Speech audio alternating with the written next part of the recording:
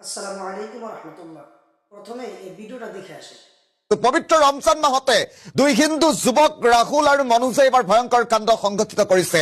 মুছলমানৰ ৰমজান চলি থকাৰ মাজতে ৰমজান মাহতে যি ইফতাৰৰ সামগ্ৰী আছিলে, ফল মূল আছিলে, সেই সামগ্ৰীত ফল মূলত নিগনি মৰা দৰৱ মিহলাই বিক্ৰী কৰিছে। আৰু এই সমগ্ৰ ঘটনা পোহৰলৈ অহাৰ পাছতে কিদৰে ব্যাপক প্ৰতিক্ৰিয়াৰ সৃষ্টি হৈছে, কোন প্ৰান্তত ৰাহুল আৰু মনোজে কোটি কোটি মুছলমানৰ বিৰুদ্ধে এই ষড়যন্ত্ৰ ৰচিছে, ঘটনা কিদৰে পোহৰলৈ আহিল, প্ৰতিটো তথ্য আমি তাত লৈ আহিছো।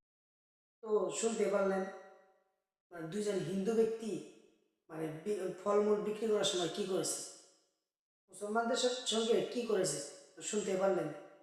তো আমি মুসলমানদেরকে বলতে চাই, আমরা যারা ইফতারের জন্য কেনাকাটা করি, কিছু জানি যাচাই বাছাই করে কেনাকাটা করি, কিছু যাচাই বাছাই করে জানি কেনাকাটা করি। আল্লাহ তালা আমাদেরকে এরকম বিপদ থেকে হেফাজত করুক। আর যারা এরকম করে মুসলমানদের সাথে দুই নম্বরই করে, তাদেরকেও আল্লাহ তালা হেদায়েত দান করুক। তো এই ভিডিওটা অধিক পরিমাণে শেয়ার করবেন, যাতে অন্যান্য মুসলমানরা এরকম বিপদে পড়ার থেকে বাঁচতে পারে। আল্লাহ তালা আমাদের সবাইকে হেফাজত করুক, আমিন। তো সবার রমজান মাসটা কীরকম যাইতেছে অবশ্যই কমেন্ট করে জানাবেন। আর সবাই ভালো থাকবেন, সুস্থ থাকবেন। আসসালামু আলাইকুম ওয়া রাহমাতুল্লাহি ওয়া বারাকাতুহু।